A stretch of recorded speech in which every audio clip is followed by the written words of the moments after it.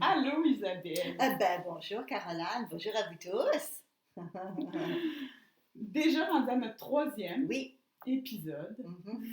Ouais, on en a des choses, hein? On en a dit pas mal, mais on en a plein à raconter et à approfondir. Oui, et ça a fait plein de belles réactions, tout ça aussi. Oui. De ton côté comme du mien. Oui, parce que vous savez, on vous avait demandé d'écrire dans le chat, donc certains d'entre vous nous avez écrit, d'autres nous ont écrit aussi en privé pour nous donner des feedbacks, des questions, commentaires.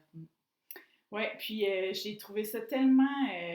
de un, je voudrais remercier vraiment les gens d'avoir, mon Dieu, partagé les vidéos, partagé sur Spotify, YouTube. Il y en a qui se sont aussi abonnés sur nos pages parce qu'on a créé vraiment une identité avec justement le thème de ce podcast. Vous pouvez nous rejoindre de plein de façons. On a mis nos liens en dessous de toutes les descriptions. Mais surtout, c'était de vous remercier d'avoir été aussi nombreux, parce que nous, on a eu des messages en privé, comme on a dit, des gens à qui on ne s'attendait pas non plus qu'ils allaient être dans les premiers à écouter. Ouais. Et la chose qu'on s'est fait dire le plus, c'est quand le deuxième, quand est-ce qu'il sort. Fait que là, maintenant, vous le savez, vous êtes informés, c'est un par semaine, à tous les mercredis. Sur la chaîne YouTube et sur Spotify qu'ils vont pouvoir sortir juste au bon moment quand vous en avez besoin. 7 jours pour décanter. Ouais. Oui, ça prend ça, hein? Ça prend ça, tu veux dire, 7 jours, oui. Oui, et puis vous poser des questions, puis faire le travail sur vous au besoin, bien sûr. Exactement. Fait qu'on trouvait que c'était un bon rythme, un par semaine, puisqu'on dit beaucoup de choses, puis que ça allume beaucoup de questionnements. On a réalisé qu'on ne pourra peut-être pas répondre à toutes les questions parce que juste avec nos 2 premiers épisodes, aïe, aïe, aïe! Aïe, aïe, aïe, aïe, aïe, aïe. Il y a des questions et des interrogations, mais en fait, c'était ça le but premier. Oui. C'était de créer ces interrogations-là. Et c'est fascinant de voir à quel point vous en avez beaucoup, et c'est parfait. Nous, on en a beaucoup nous-mêmes déjà. Bon, comme je vous ai dit, je suis très curieuse de nature, donc je me pose déjà moi-même plein de questions. Donc oui, ça a suscité beaucoup de questions, beaucoup de commentaires. Oui, puis j'aimerais apporter peut-être des commentaires qu'on a eus, qu'il y a beaucoup de gens qui ont raisonné, qui trouvaient que ce qu'on disait, ça allait de soi, c'est des choses qui viennent comme juste confirmer ce qu'ils vivent, c'est tout doux, alors qu'il y en a d'autres qu'on a eu des commentaires où c'était un défi pour eux, peut-être de rester dans le cœur, dans le non-jugement, de rester ouvert d'esprit, d'accepter d'écouter des choses qui résonnent peut-être pas pour l'instant avec eux. Fait que ça aussi, j'ai trouvé ça intéressant parce que ça aussi, c'est notre mission d'apporter les gens à travailler ce côté, hein, curiosité que nous avons. Parce que la curiosité, en fait, c'est justement ça, hein, c'est d'aller vers des choses qu'on ne connaît pas. Donc, il y en a plein qu'on ne connaît pas, ou même si on pense les connaître. Je dis ça parce que des fois, les gens disent « Ouais, mais ce que vous racontez, je sais tout ça. » Des fois, les gens pensent connaître, mais entre connaître avec la tête et intégrer et expérimenter, donc le savoir, versus la vraie connaissance qui est l'expérimentation, c'est pas la même chose. Exactement. Puis ça, c'est vrai. Tu vois, c'est un détail que j'avais pas pensé nécessairement. Fait que oui, des fois, les gens vont dire... comme moi, si j'avais écouté ce podcast, j'aurais dit ben oui. Oui, je mais tout ça. Mais peut-être que je ne l'aurais pas expérimenté réellement pour en être convaincue justement de tous ces propos qu'on apporte, de toutes ces ouvertures de portes, ces ouvertures de conscience peut-être même. Donc, merci de continuer. D'être vous-même, en fait. C'est ça qu'on veut. On veut pas transformer personne. Non, c'est pas le but. Vous êtes capable de le faire vous-même et je vous souhaite de vous faire une transformation qui vous convient le mieux. Oui, tout à fait. Donc, pour nous, c'est juste tellement plaisant d'avoir tous ces types de personnes qui viennent entendre les choses qu'on a envie de partager avec notre cœur. Donc, merci à tous ceux pour qui c'est un peu plus challengeant, qu'on pourrait dire, de nous entendre, ou autant à ceux que c'est peut-être juste un moment de détente, comme une musique dans leur oreille, parce qu'ils sont habitués d'être justement dans ces genres de discussions ou dans ces genres de... Et ça fait du bien. Vous savez, je voyage beaucoup, je l'avais déjà dit, autant pour mon travail que pour mon plaisir. Et dans chaque ville, pays, continent que j'ai visité, chacun a ses propres coutumes, ses façons de faire les choses. Donc, par exemple, nous, ici au Canada, on est au Québec, on a une spécialité que certains d'entre vous avez déjà entendu parler, la poutine. Donc là, les gens disent la poutine. Bon, si vous êtes du Canada, vous savez c'est quoi. Des fois, à l'étranger aussi, les gens vont tester. Donc, c'est une spécialité locale. Il y a bien d'autres choses. C'est une frite avec une sauce. Bon, des fois, il y a bien d'autres choses dedans, là. Mais ça plaît ou ça plaît pas. C'est comme en France, la tartiflette, où on dit que c'est lourd, des fois parce qu'il y a du fromage. Dans notre poutine, il y a du fromage. Ce que je veux dire par là, c'est que selon votre attitude mentale, selon vos croyances, selon d'où vous venez, vous allez plus adhérer à une chose et une autre. Donc, si vous venez visiter le Québec, vous allez peut-être au moins goûter la poutine, mais ça ne veut pas dire que vous allez aimer ça.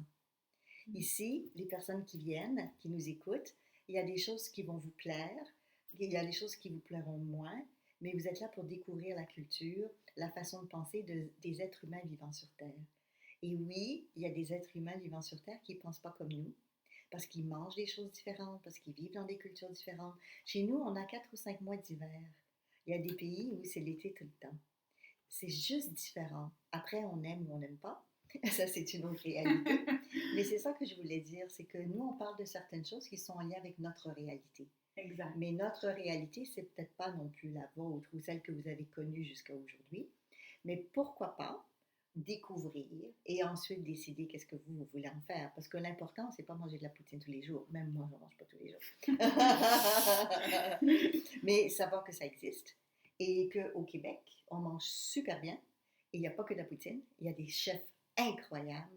Les Français ne savent pas ça, ou les gens d'ailleurs, mais on a des fromages au Canada maintenant, surtout au Québec, énormes comparé à avant. Donc, ce que je veux dire, c'est que tout change, tout évolue. Et rester l'esprit ouvert, parce qu'on vous avait demandé ça au tout début, c'est l'esprit ouvert à expérimenter ou à tester ou à entendre, et après faire votre choix, votre opinion. Et si vous ne mangez pas de poutine, il n'y a aucun... C'est pas grave. Si quelque chose qu'on vous dit ne vous convient pas, c'est pas grave. On a tellement d'autres choses à parler, à expérimenter avec vous. Et en sachant, parce qu'on le sait toutes les deux, que chaque personne a sa propre réalité et a son propre monde, a sa propre façon de vivre la vie. Donc, on se respecte là-dedans et vous faites vos choix. Mais nous, de notre côté, comme, en tout cas pour moi, j'ai tellement voyagé que je peux vous parler des plats et de cuisine de plein de pays différents.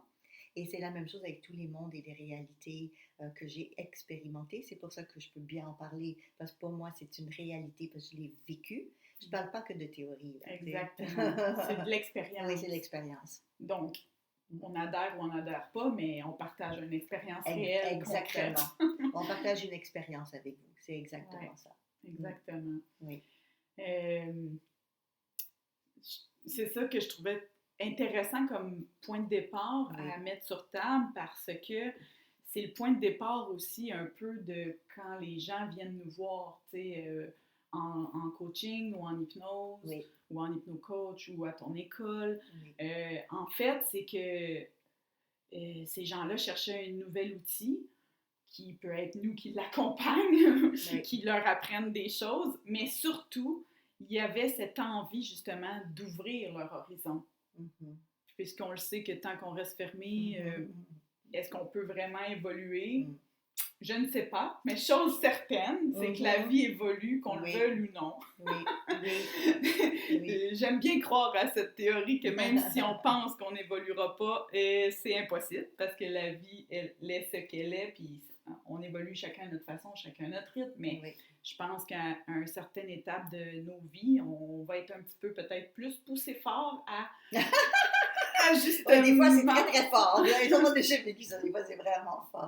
Oui, le changement n'est pas toujours évident, facile, n'est pas toujours agréable. Non, c'est ça. Mais on est comme poussé un petit peu vers ça, justement. Tu sais, quand on stagne dans notre vie, je le vois des gens qui me fréquentent, de mes clients, de tout ce qu'on entend. Oui, Souvent, c'est ça, en fait, tu sais, c'est qu'il manque de ouverture. oui. C'est comme si les gens prennent pour acquis que ce qu'ils vivent, c'est ça la vie, puis ça se termine là. Fait que s'il n'y a pas de solution ou de... Tu sais, c'est comme difficile puis c'est ce que tu nous apprends dans tes enseignements, en fait, hein, de justement ouvrir. Parce que en ouvrant, ça nous permet de changer de perspective, de changer de point de vue, de passer par tellement d'autres positions où on peut le dire comme on veut. Là. Il y a plein de façons de l'expliquer, mais c'est comme la base, en fait, j'ai l'impression, du développement personnel ou du travail sur soi.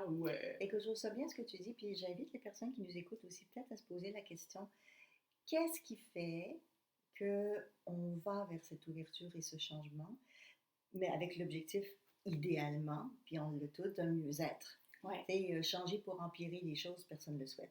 On a tous vécu ça pendant un moment donné. La partie, comme tu disais, de l'apprentissage. Mais par exemple, les gens qui me consultent, et là je parle aussi en consultation privée parce que tu en fais moi aussi, il se passe quelque chose en eux qui génère le désir du changement. Donc chez vous, c'est quoi? Et dans ton cas, ça a été quoi qui a généré ce désir de changement? Ou cette provocation d'événements, ces challenges ou ces défis, parce que c'est ça aussi, qui t'ont poussé justement à évoluer. Oui.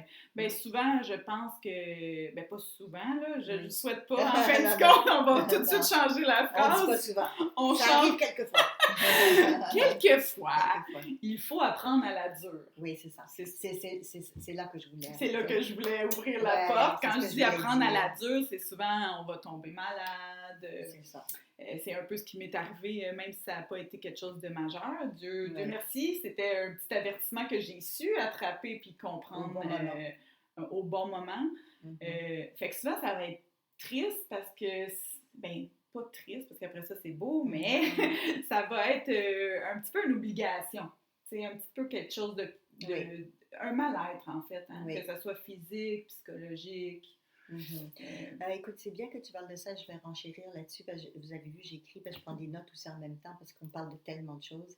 Très souvent, ce qui emmène les gens à désirer s'ouvrir, à découvrir autre chose, bon, la curiosité, on en a parlé, mais si on parle de changement personnel, et non pas juste un voyage pour le plaisir, parce que c'est la découverte. Donc des fois, c'est très positif. On veut apprendre des nouvelles cultures, on veut découvrir. Mais la plupart du temps, moi, ce que j'ai entendu de mes clients, c'est ce que tu dis. Ils sont dans une situation qui ne convient plus à leurs aspirations.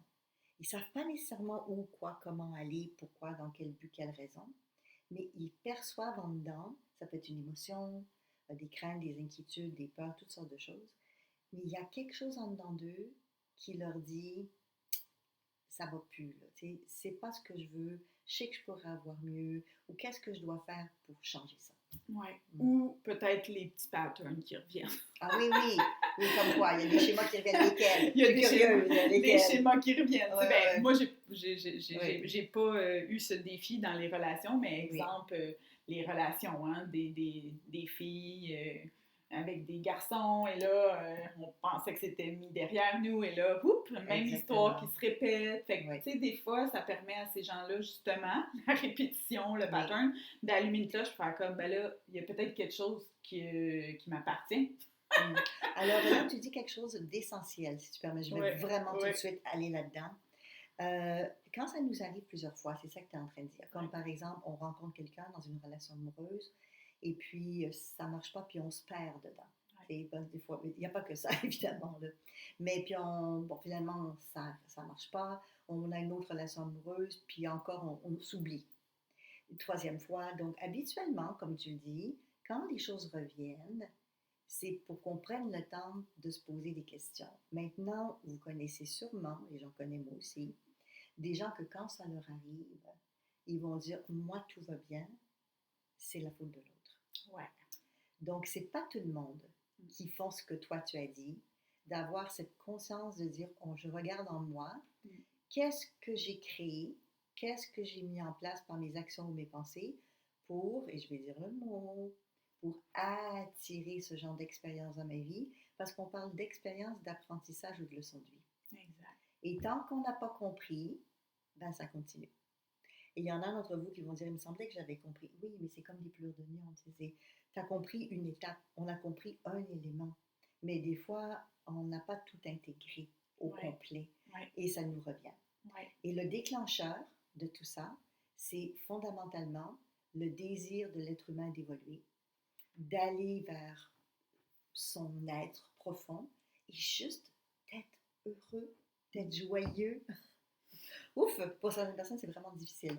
Et même pour... Ça semble très difficile parce qu'il faut faire cette étape-là, d'aller voir à l'intérieur de nous, de se poser les questions. Et puis de faire un travail de changement qui, des fois, demande des vies. Des vies, et non pas juste une thérapie qui peut durer des années. Et c'est facile à dire, je veux changer, évoluer, mais il y a des étapes. Il faut être gentil avec soi, je vous le dis par expérience. C'est facile de se taper et de dire, mon Dieu, je suis juste arrivée là.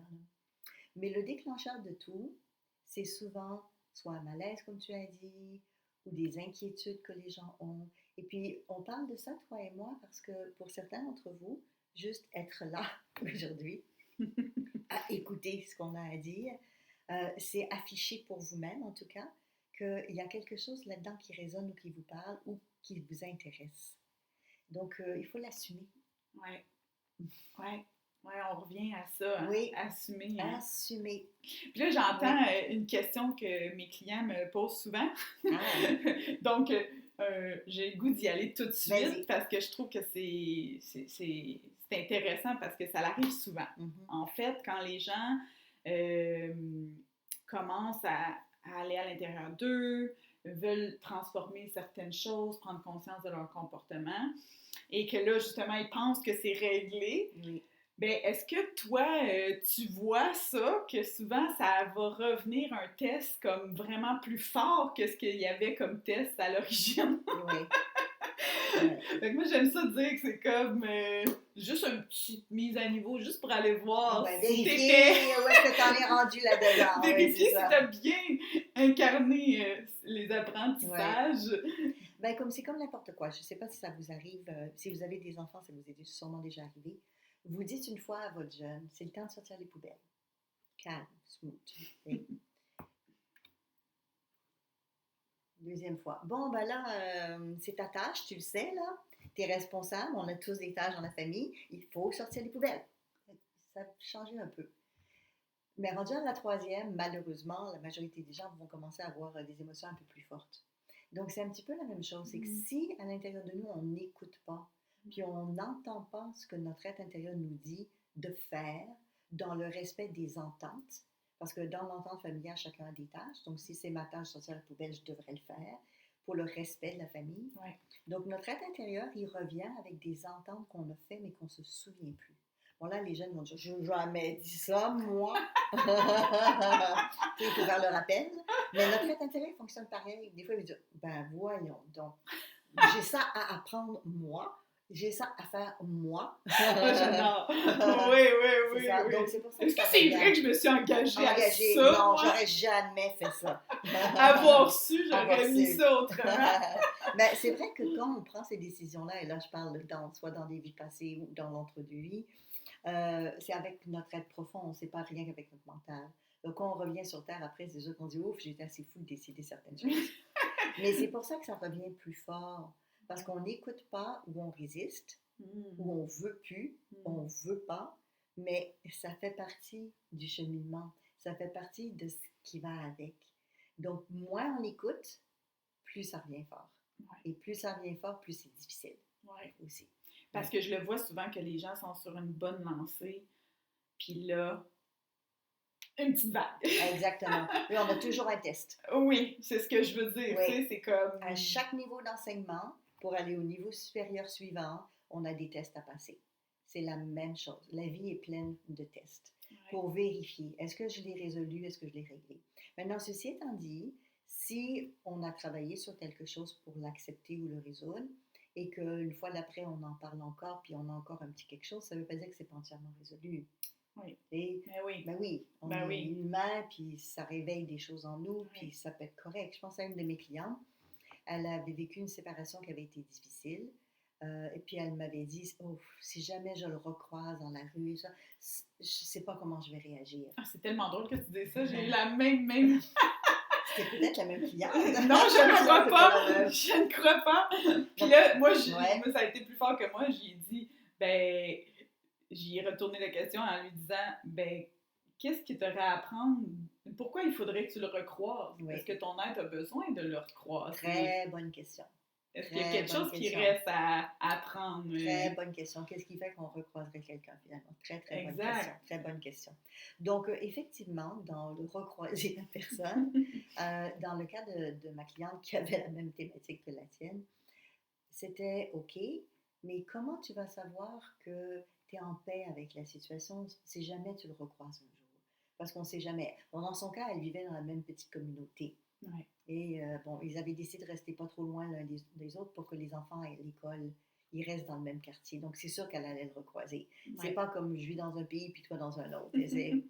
Donc, en fait, ce qu'elle a dit, c'est le test, parce qu'on parle de test. Ouais. Je vais savoir si je suis plus en paix, si je suis capable, pas nécessairement de lui parler, mais de le voir sans que ça me mette dans tous mes états. Ouais. Donc, on a des tests. Ouais. Mais les tests, c'est pas toujours parce qu'on n'a pas résolu. Ouais. Des tests, c'est aussi pour nous voir on en est où dans le chemin. Ouais. Et puis, peut-être qu'il reste des petites choses à faire, Ouais. mais peut-être pas non plus. Ouais, puis comme il y a une question très intéressante qu'elle a dit que nous, on utilise beaucoup en coaching et en hypnose, c'est justement de se poser cette question-là profonde, de dire comment tu l'as formulé, comment je vais savoir que ça m'atteint plus ou que je suis en paix, c'est ce que tu avais dit. Comment je vais savoir que je suis en paix avec ça? Après, les gens vont dire, mais oui, mais pourquoi être en paix? Parce que moi, j'ai un de mes clients, il a vécu un divorce épouvantable, il s'est retrouvé plus un sou du tout. Ça arrive des fois, autant chez les hommes que chez les femmes. Oui. Et il était extrêmement en colère, enragé contre son ex. Et quand j'ai commencé à lui poser des questions, lui, il n'avait pas envie de résoudre. Lui, il n'avait pas envie d'être en paix. Là. Tout ce qu'il avait envie, c'est qu'elle paye le prix. Il était dans l'esprit de vengeance. Ouais.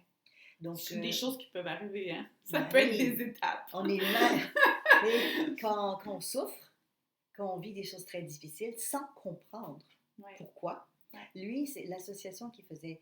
je dis ça parce qu'en PNL, tu sais, et puis en hypnose aussi, mais en PNL particulièrement, c'est comment je me représente les choses, parce que c'est pas l'impact de la réalité qui influence mes émotions, c'est comment je l'imagine. Tu peux-tu répéter ça encore? Oui. Je vais donner l'exemple de ça. C'est tellement bon. Donc, bon. la question, c'est pas le divorce qu'il a vécu qui était le problème qui faisait qu'il était enragé. C'est comment il se représentait ça et le lien qu'il faisait avec ça. Et le lien pour lui était le suivant. Il dit, je suis encore obligée de travailler maintenant à temps plein alors que normalement je devrais être à la retraite si j'avais encore l'argent qu'elle m'a volé. Donc, vous comprenez l'idée en arrière, c'est que si sa représentation, c'était plus juste le divorce, il s'est fait frauder. En plus, il était donc, esclave. J'ai travaillé pendant longtemps, il n'y a pas une scène, la vie est difficile, c'est compliqué. À cause de ça. Oui.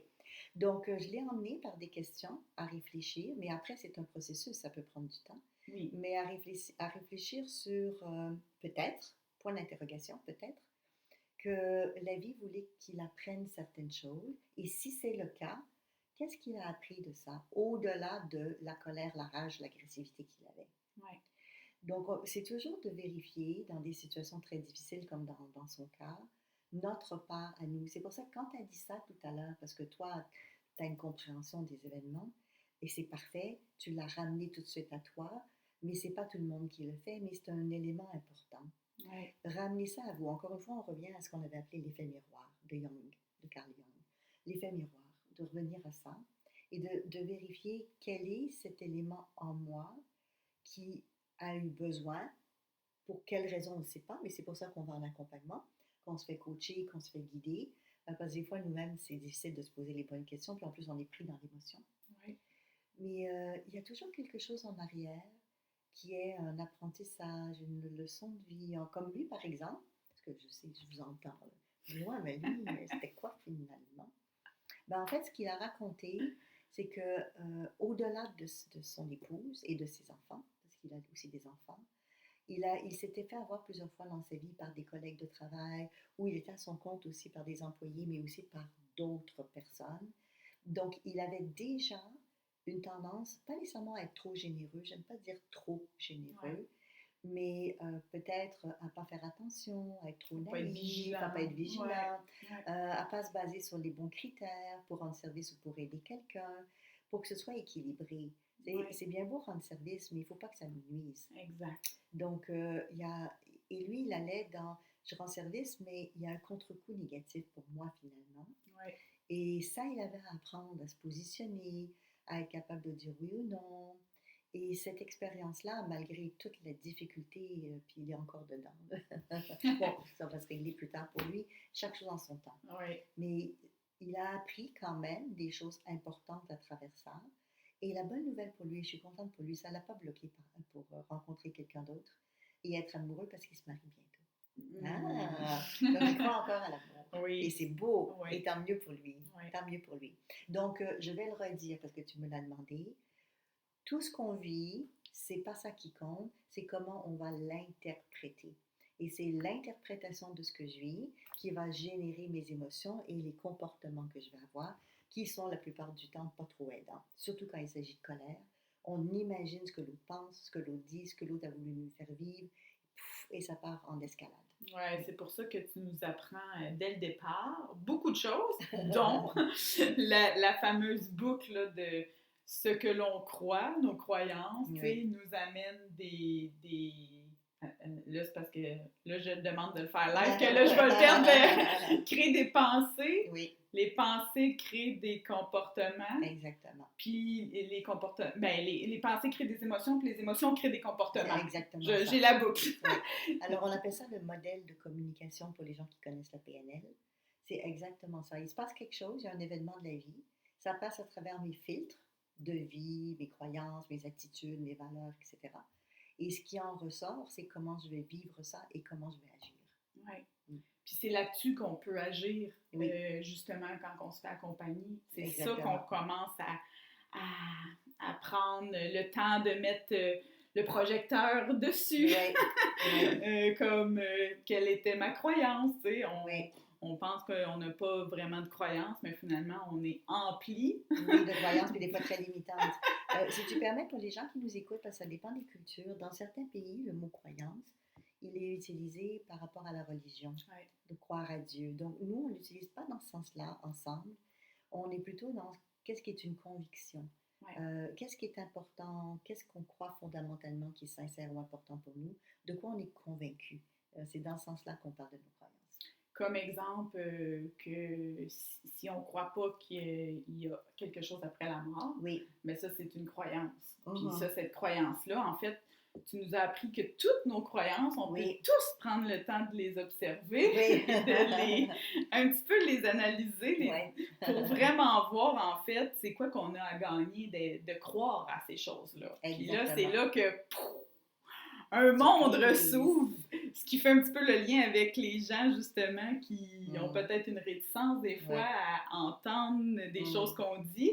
Ben, peut-être de se poser la question, justement, c'est quoi l'avantage de croire ou de ne pas croire? De ne pas croire ou de croire, en fin de compte. T'sais. Je vais faire le lien avec ça, puisqu'on était en train de parler, on parlait que les gens, quand ils viennent dans le changement, tes clients, les miens, pas toujours, mais souvent, c'est parce qu'ils ont des peurs, des inquiétudes, il se passe des choses pour eux, ils sont un peu déstabilisés, ils se rendent compte que la vie n'est pas exactement comme ils veulent.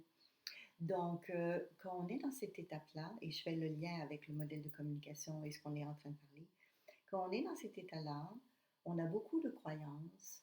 Je pense, exemple, à un de mes clients, il avait un travail, un boulot régulier, mais il se sentait plus ou moins, il disait je me sens plus bien là-dedans, je sais que ce serait le temps d'aller vers autre chose. Donc, il a commencé à s'inscrire à des cours de coach. Donc, coucou à tous les coachs qui sont avec nous, ceux en devenir, parce qu'il voyait ça comme une belle occasion, bon, premièrement, de travailler sur lui. Oui. Parce qu'en coaching, tu sais, pour l'avoir vécu, on s'auto-coach. C'est l'art de poser les bonnes questions pour nous permettre d'évoluer. Exactement. Et puis les collègues, les autres participants qui sont avec nous, étudiants, vont nous coacher et on les coach. Donc ça, c'est très aidant. Donc, lui, il était content de faire le cours de coach parce qu'il voulait devenir coach, donc partir à son compte. Ouais. Mais ça ne marchait pas. Et puis, donc, j'ai commencé à lui poser des questions. On revient à l'art de poser des questions sur ses croyances. Ouais. Donc, en tant qu'employé, qu'est-ce que tu crois de l'argent et de l'abondance? Et là, il me disait, ben, ça vient de manière régulière. J'ai un salaire une semaine ou 2 semaines. Au Canada, c'est pas au mois. Chez nous, c'est plus fréquent. Et puis ensuite, tout de suite après, il a commencé à monter ce que j'appelle des croyances limitantes, c'est-à-dire limitantes par rapport à l'atteinte de l'objectif. Son objectif étant de partir à son compte. Ouais. Et là, il me dit, ouais, je sais bien, l'entreprise pour laquelle je travaille a fait des gros profits, mais nous, on ne gagne pas grand-chose. Et là, je lui ai demandé, OK, ça, c'est dans ta casquette d'expérience d'employé. Ouais. Mais là, tu veux avoir un autre objectif, donc autre représentation interne. Ouverture d'esprit, Oui, curiosité, oui. on change de On perspective. change de perspective parce que tu vas être à ton compte. On change de programmation, on se met dans la peau d'un entrepreneur. Exactement.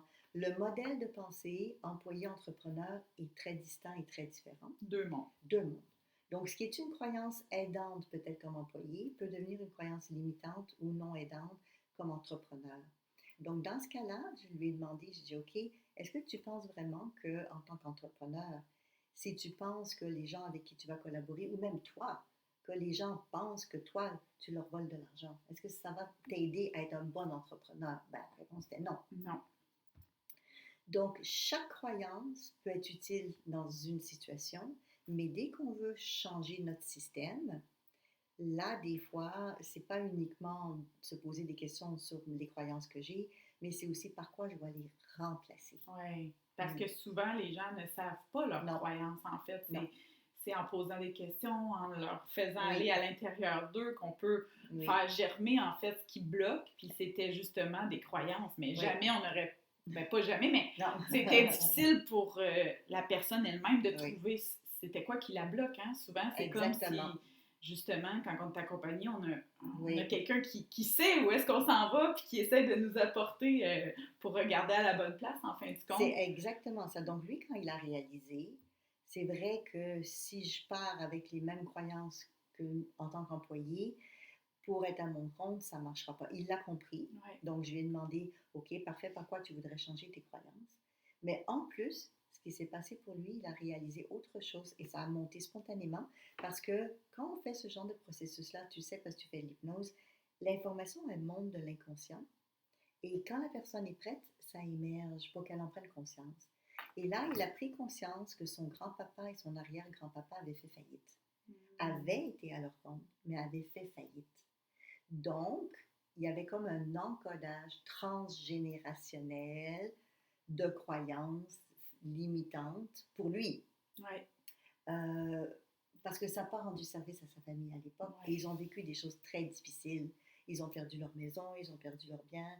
C'est très difficile. Donc, il y a une association qui reste avec le temps après, négative, dans ce cas-ci. Oui. Puis c'est beau aussi de voir que quand on demande à la personne, tu sais, par quoi tu aimerais la remplacer, cette croyance-là, tu sais. Puis souvent, les gens, ben, ils savent pas. Ils savent pas. Ils savent pas, tu sais. Fait que c'est ça qui est beau, tu sais. Puis là, des fois, ils vont dire, ben, que tout soit rose, tu sais. Mais non, ça marche pas comme ça non plus, tu sais. Fait que nous, on les rapproche vraiment plus de quelque chose qui est réel, qui est concret, qui est pas trop loin d'eux. Justement pour pouvoir leur permettre de s'accrocher à quelque chose de réaliste, tu sais, qui est juste le prochain petit pas en avant, là, tu sais, au lieu Exactement. Si quelqu'un me dit, je veux partir en affaires demain matin puis je vais faire 10 millions, je vais leur dire, waouh, à moins que tu aies vraiment une bonne idée puis que tu es dans l'informatique ou quelque chose de spécialisé, là, il y a des étapes, tu viens de le dire. Et quand on dit réaliste, mais pas limitant. C'est parce que réaliste pour une personne, c'est notre potentiel de réalisation. Et une personne va démarrer son entreprise et de manière réaliste, elle va gagner son salaire. C'est ce qu'on appelle un professionnel. Mais il y en a d'autres, de manière réaliste, vont faire travailler 100 personnes. Quelle est la manifestation du potentiel de chacun dans le réaliste qui n'est pas pareil pour une personne à l'autre? Exactement. Donc, je trouve que c'était une belle une Ouais. belle, une belle petite graine qu'on a Ouais. semée par rapport aux croyances Oui. qui part, dans le fond, le bal un peu sur les états dans lesquels on peut se retrouver, qu'on comprend Oui. pas, qu'on est bloqué, qu'on est perdu, puis que des fois, ben, il faut remonter aux croyances que parfois on oublie, puis que des Oui. fois on comprend pas trop non plus c'est quoi ça veut dire, puis comment qu'on fait pour la trouver, parce que Oui. on... Puis des fois on pense pas non plus qu'en disant juste une phrase que c'est ça qui pourrait transformer notre vie non plus. Non, exactement.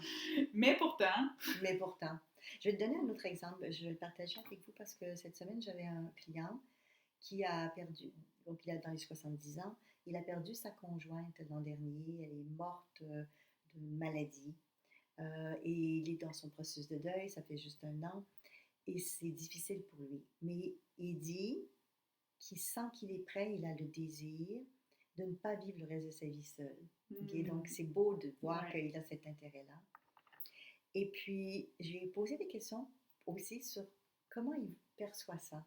Est-ce qu'il y a de la place pour lui, le fait que sa femme n'est plus là, mais il en veut une autre? Et je lui ai demandé, et chez toi à la maison, euh, il se passe quoi par rapport à créer ton espace, que ce soit ta maison et non pas la maison de vous deux à l'époque? Ouais. Parce que pour être capable, vous le savez, ou j'imagine, là, pour être capable d'avoir dans l'espace autour, attirer quelqu'un vers nous, s'il y a déjà, ben, les femmes, vous connaissez ça, là, les vêtements de l'autre dans le placard, ça ne donne pas envie. Ou ça nous gêne, ça nous rend mal à l'aise.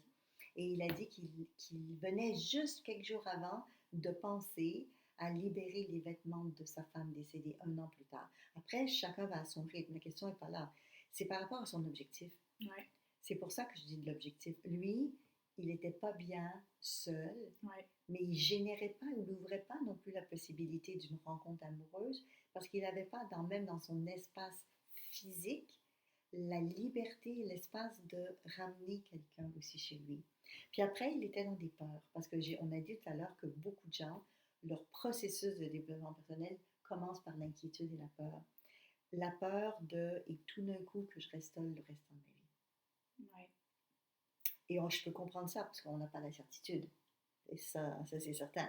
Mais moi, j'ai la certitude cependant que si il ne libère pas certaines choses en lui et chez lui, qu'il ne fera pas la place pour quelqu'un. Mais la certitude qu'il va rencontrer la bonne personne éventuellement, on ne sait pas. Ouais. Ça ne dépend pas de nous. Ouais. C'est comment lui va vivre son expérience.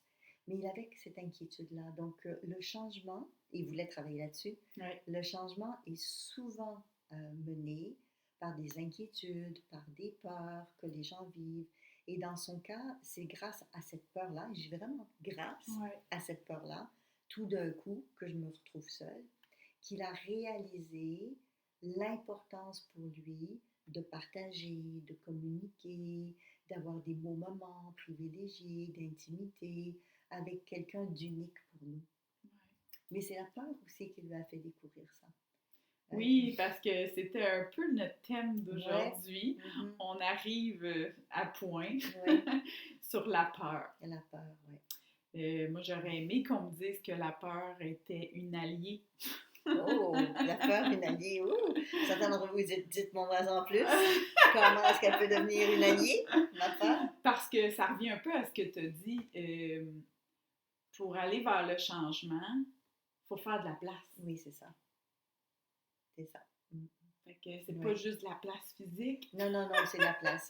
Bon, après, on peut déménager et en déménageant, on peut acheter un terrain plus grand ou une maison plus grande. Ce que je veux dire, c'est qu'on peut éventuellement élargir pour avoir plus de place. Mais la majorité d'entre nous, on vit dans un lieu physique qui a ses limites de contraintes, d'espace. Si je suis dans un appartement, j'ai peut-être pas de grenier additionnel. Ouais. Et puis, chez nous au Canada, les maisons ont souvent des garages, pas des greniers, mais des garages. Mais il y a des gens qui n'en ont pas. Donc, on vit avec les limites, pas des limitations, c'est pas la même chose, mais des limites qui sont des contraintes de notre environnement. Et il faut vivre avec ces contraintes-là. Oui, avec la réalité. Avec la réalité. Exactement. Exactement. Avec notre réalité. En fait, il faut prendre en considération nos limites. Exactement. Pour pouvoir justement faire un changement qui est écologique, qui fait du sens, qui bouscule pas tout d'un coup. Faut comme y aller par étapes, tu sais, j'ai l'impression, ben pas juste par étapes, mais il y a plein de choses à prendre en considération, puis c'est ça qui est beau de la peur, en fin du compte, tu sais. Elle nous permet justement de se poser des questions qu'on n'aurait pas pu se poser autrement si cette peur-là n'était pas là. Mais le plus important, par rapport à la peur, ce que je voulais dire, c'est que moi, je pensais que la peur, c'était dangereux. Moi, je pensais que la peur, c'était un va pas là. Moi, je pensais que c'était comme... il n'y avait que ça. Ben oui, que la peur était là justement pour me prévenir des dangers. Ça aussi, c'est vrai, ça aussi. Que je savais pas... Personne ne m'avait dit qu'en fin de compte, la peur, elle est là, elle est normale. Et ça peut être une alliée en plus. Puis qu'au contraire, tout d'un coup, c'est même elle qui t'indique le chemin. Oui. Là, ça m'a pris un petit moment à arriver à cette étape-là de ma vie, de me dire, oh mon Dieu, et si la peur était mon chemin? Ouh, profond, hein? Et si la peur, c'est exactement là qu'il fallait que j'aille? Parce que peut-être que la vie, c'est là qu'elle se passe, finalement. C'est sûr que c'est du challenge. Oui, si on a peur, par exemple, la peur numéro 1 américain, c'est de parler en public. Donc, si j'ai peur de parler en public, ça peut être un défi fantastique de se dépasser soi-même et dire, je vais le faire au moins une fois. Après, c'est pas pareil, avoir peur que aimer ou pas aimer, ça nous plaît pas, ça nous convient ou pas, l'histoire du repas, la poutine de tout à l'heure. Il faut le tester au moins une fois. Après, si on dit qu'on n'aime pas, c'est autre chose. Donc, la peur, c'est vraiment un beau challenge. Je vais faire une petite explication, vous allez voir avec mes mains. Donc, mes mains sont placées de cette manière-là. Ça, c'est la grosseur de mon cerveau, ma tête, si vous voulez. Donc, si vous avez les plus grandes mains, ça veut dire qu'il est plus gros. Selon. Donc, le cerveau qu'on ouvre ici, à l'intérieur de notre cerveau, il y a le cerveau limbique. Et là, c'est le siège de nos émotions ancestrales liées à la peur. C'est de ça qu'on parlait. Donc, quand nos ancêtres étaient dehors à chasser chez nous le caribou ou l'orignal, par exemple, les mammouths à l'époque, ou chez nous l'ours, c'est normal d'avoir peur quand il y a un danger. Donc, notre cerveau reptilien, il est habitué à faire quelque chose dans ces moments-là pour nous protéger. C'est une question de survie. Le problème, c'est que la majorité des gens confondent cette peur viscérale, qui est réelle parce qu'il y a un vrai danger, à, par exemple, ce que des gens vivent quand ils vivent des phobies, qui sont une crainte, une peur qui monte, mais qui, elle, n'est pas basée sur un réel danger, mais qui est basée sur des mémoires ou des encodages ou des mauvaises programmations. Revenir à ce qu'on disait tout à l'heure, les représentations internes.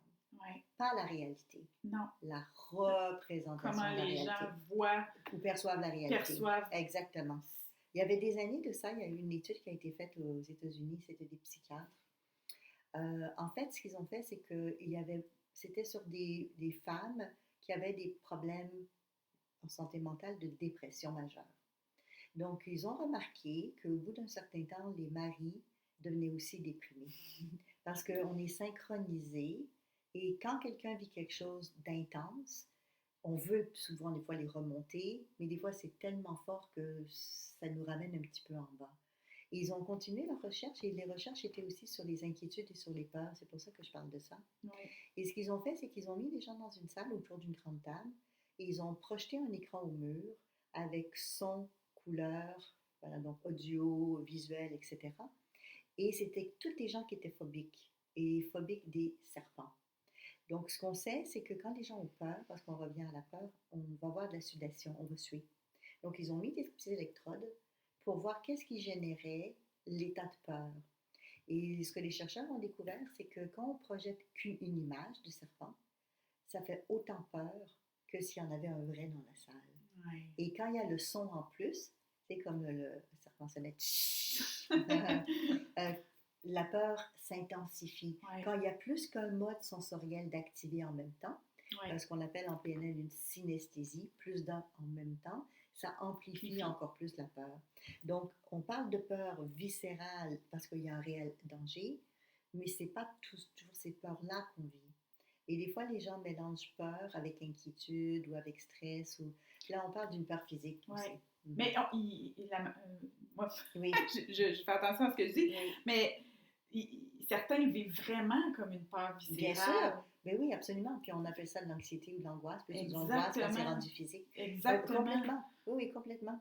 Mais c'est pas basé Oui, sur une réalité absolue oui, du genre, il y a un ours devant oui, moi. exactement. Donc, c'est pour ça que Oui, comment, à ce moment-là, ces peurs-là, oui, on peut en faire des alliés, en fait. Comment qu'on exactement. fait pour prendre soin de notre peur, en fin de compte, ou prendre soin de notre... Oui. Alors, je vais donner des petits trucs. Et vous pouvez les pratiquer chez vous. Vous pouvez aussi, si vous le désirez, contacter Caroline, moi ou d'autres personnes qui ont été formées aussi. Donc, il y a plein de façons de faire. La première chose que je dirais quand les gens ont une peur, et puis ensuite, des fois, c'est pas toujours facile, hein, mais la première chose, c'est d'en faire une alliée, comme tu l'as dit. Ah, puis on s'était pas parlé. Non, on ne s'était pas parlé de ça avant, mais c'est exactement ce que je proposerais. Et de l'inviter chez nous volontairement, consciemment, parce qu'elle s'invite. De Oui, toute façon, elle oh va oui, puis s'inviter. plus tu la fuis, plus elle te poursuit. Elle va venir chez vous, elle va coucher à la maison. Tu sais. Donc, c'est un petit exercice qui est pas compliqué, mais qui est demandant pour les personnes qui ont vraiment peur. Ouais. Donc, je vous demande de créer dans l'espace autour de vous un endroit où vous allez demander à la peur de s'installer. Donc, certains d'entre vous, si vous voulez le faire en même temps, on va commencer par installer un élément de sécurité pour que vous soyez bien. Donc, pensez à quelque chose qui vous fait du bien et qui vous sécurise. Comme par exemple, je suis chez moi. Si Avec vous mon êtes bien chat. avec, oui, avec le ronron, je suis en train de le caresser, ou mon chien qui va aboyer si jamais il y a quoi que ce soit. Donc, pensez à quelque chose qui vous fait du bien et qui vous place en situation de sécurité. Après, invitez la peur à s'installer sur un fauteuil, sur une chaise, autour de vous. Et l'objectif, c'est juste de lui poser la question suivante. Quelle est ton intention en me faisant peur? Quel est ton but? C'est la même chose. Ouais. Quelle est ton intention? Qu'est-ce que tu veux me dire? Ouais. Qu'est-ce que tu veux pour moi? Prenez pour acquis que même votre peur, parce que là on la dissocie de vous, on la sépare, parce qu'elle est comme une entité vivante, des fois en vous, mais là on la met à l'extérieur. Cette peur-là, elle est là pour une raison, sinon vous n'auriez pas peur, tout simplement. Donc, qu'est-ce qu'elle veut vous dire? Comme mon client tout à l'heure, sa peur de se retrouver seul voulait lui dire, fais donc ce que tu as à faire pour ouvrir ton cœur, puis commence donc à rencontrer quelqu'un. Mm. C'est Comme ça? quoi que souvent, ils ont des beaux messages, en fin de Oui, compte. c'est C'est ça. pour nous aider, justement, à mieux aller là où on a envie d'aller. Exactement. Donc, c'est bien de poser la question. Puis après, la peur, elle peut aussi, parce que là, on parle qu'elle a un message constructif, Ouais. la peur peut avoir une bonne intention, mais nous le fait vivre d'une manière désagréable. Exact. Donc, ce qui compte, c'est l'intention. Comme si la peur a une bonne intention, la plupart du temps, il y en a, mais que vous n'aimez pas la façon qu'elle vous le ramène, ben là, il faut faire vos petits examens de conscience. Tu sais, comme tout à l'heure, on avait dit, combien de fois on va entendre la même chose, les poubelles, sortons les poubelles, et qu'on va le faire. Ouais. Faites votre examen de conscience. La peur, elle vous dit quelque chose. Est-ce que vous l'écoutez? Parce que si vous ne l'écoutez pas, elle va faire quoi? Oui, ben, ce qu'on a dit tantôt, qui va nous pousser fortement à être obligés de se regarder. Exactement. Mais en fait, Ouais. c'est ça, c'est souvent la peur, tu sais, ça va être, dans notre domaine, on voit beaucoup la peur du changement. Oui, Mais en exactement. fait, c'est ça qu'elle dit, change! Oui, elle va emmener la personne à dire oui, arrête de faire des choses de la même manière, ça ne donne pas tes résultats, c'est pas ça qui fonctionne bien, t'as pas réglé ça, travaille sur ceci, va peut-être là, comme mon client, fais de la place pour quelqu'un dans ta vie, t'as pas envie d'être seul, mais est-ce que tu fais quelque chose pour Ouais. vraiment être bien avec quelqu'un? Après, lui, c'était un processus de deuil, ça prend du temps. Oui. Puis Mais chacun il va à son chemin. Exactement. Ouais. Mais la peur était aussi en train de lui dire, ben après un an, c'est peut-être le temps. Ouais. Ouais. En fait, c'est ce que lui m'a dit. Je ne suis pas en train d'inventer, là. Je vous dis ce que lui m'a dit. Parce que l'intérêt, c'est que la personne elle-même va dire ce que ça veut dire pour elle. Ouais. Parce que d'une personne à l'autre, la peur ne va pas dire la même chose. Exactement. Du tout. Puis des fois, c'est pas du tout ce à quoi on s'attendait Oui, qu'elle allait répondre. même la plupart du temps, hein? La plupart du temps, hein? quand on va vraiment Oui, à l'intérieur de nous, qu'on est en sécurité, qu'on se pose la question, puis qu'on oui. la laisse se Mhm, déposer, mhm. puis qu'elle viendra au moment opportun. Des fois, c'est plus tard. Hein? On n'est Oui. pas obligé d'avoir la réponse tout de suite quand on pose la Il faut être un question. peu patient. Ça peut être demain, ça peut être dans une semaine, ça Ça, peut c'est des être... techniques d'hypnose. Demain, après-demain, dans une semaine. Caroline est bonne. Quand on sera prête à recevoir la réponse, en fin de compte. Hein? C'est un Absolument. peu ça. Hein? Oui. C'est encore une fois d'être prête à assumer Oui. ce qu'on va entendre, Mm. parce que là, après ça, un coup qu'on sait, on ne peut plus faire autrement. Hein? Ben, écoute, on le fait avec conscience. Ouais. Je peux dire non à quelque chose tout en sachant, mais j'assume le fait que je dis non.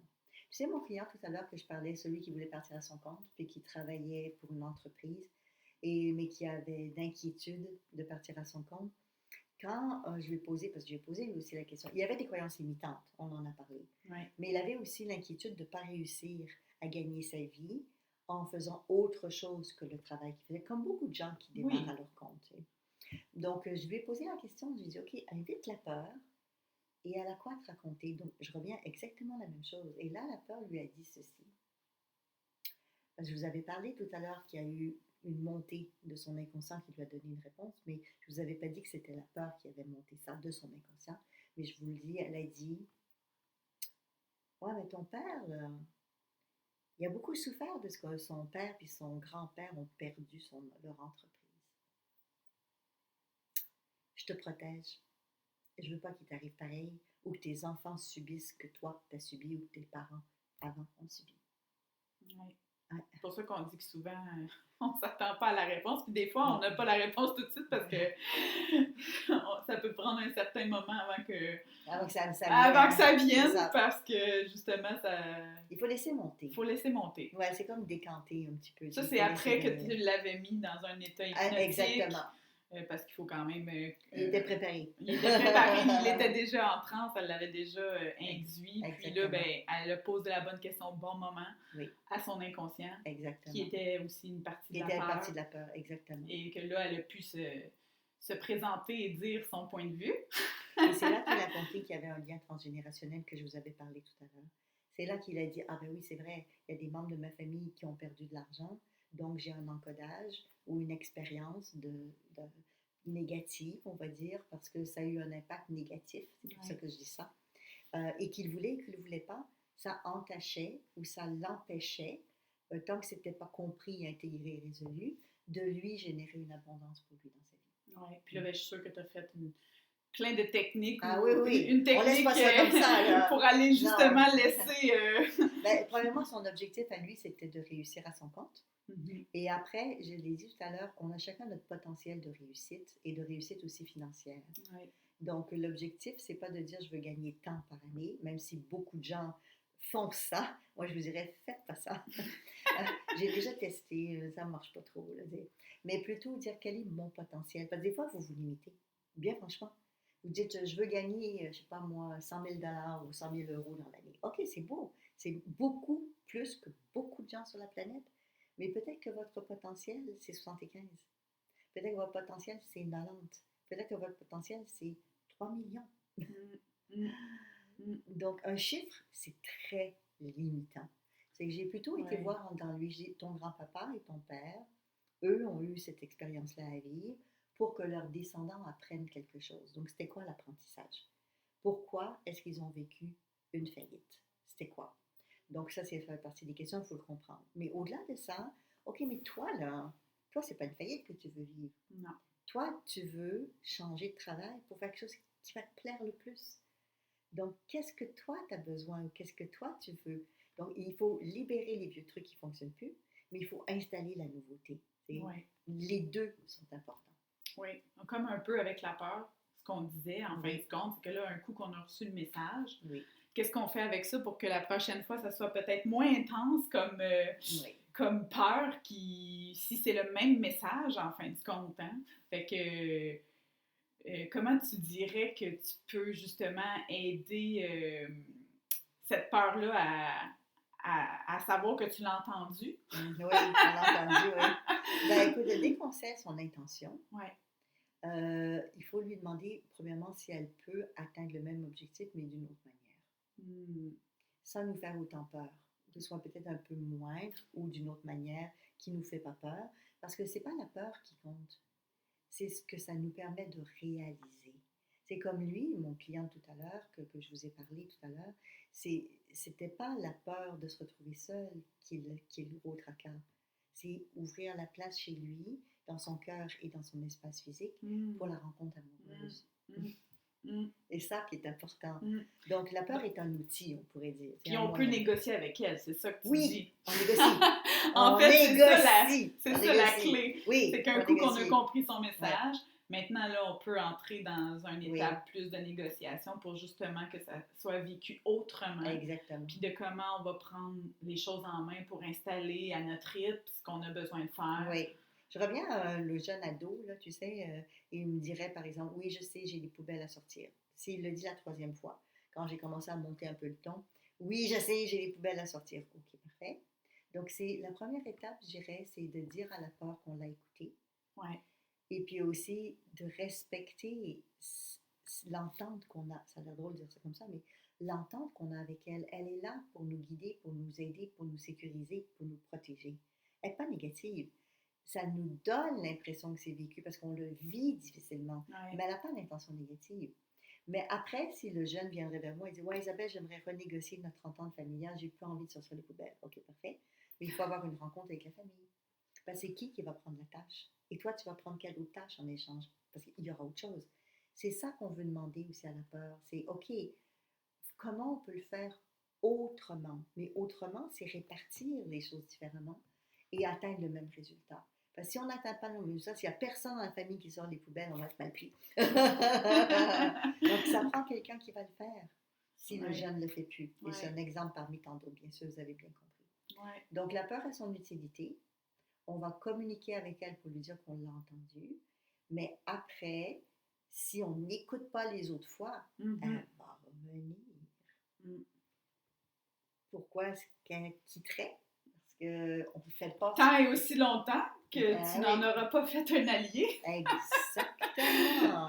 C'est pour ça qu'on parle d'allié, de vraiment faire en sorte qu'elle devienne ton amie. Puis qu'ensemble, vous trouvez comment vous pouvez bien fonctionner ensemble pour que chacun puisse accomplir sa tâche en fin de compte. Exactement. Parce qu'elle a toute une tâche à accomplir. Elle a une tâche à accomplir. Puis des fois, la tâche, c'est de nous dire de ne pas aller quelque part.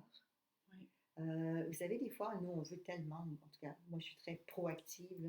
Donc des fois, je veux plus que ce qui serait bien. J'ai appris, développer un peu de sagesse avec les années. Donc la peur, des fois, elle est là aussi pour nous dire stop. Et regarde où tu es, là, puis fais d'autres choix peut-être, ou va pas te mettre les pieds dans les plats pour rien. Donc c'est toujours pareil, quand on écoute la peur, elle nous donne de l'information, mais qu'est-ce qu'on va en faire de cette information-là? L'objectif, c'est qu'on fasse quelque chose qui nous rend service. Mais si la peur est là pour nous empêcher de faire quelque chose qui va être terrible pour nous, puis qu'on ne l'écoute pas, ben elle va revenir, puis on aura en plus les conséquences désastreuses de la décision ou du choix qu'on aura fait, en plus. Oh mon Dieu! Ah, il y a vraiment des choses. C'était une belle porte ouverte sur la peur. La peur. Ah oui. On aurait bien des choses à raconter là-dessus. Hein? Et vous, est-ce que vous écoutez votre peur? Est-ce que vous avez pris le temps de l'accueillir dans votre maison pour avoir peut-être une petite conversation avec elle? Un petit chat avec elle.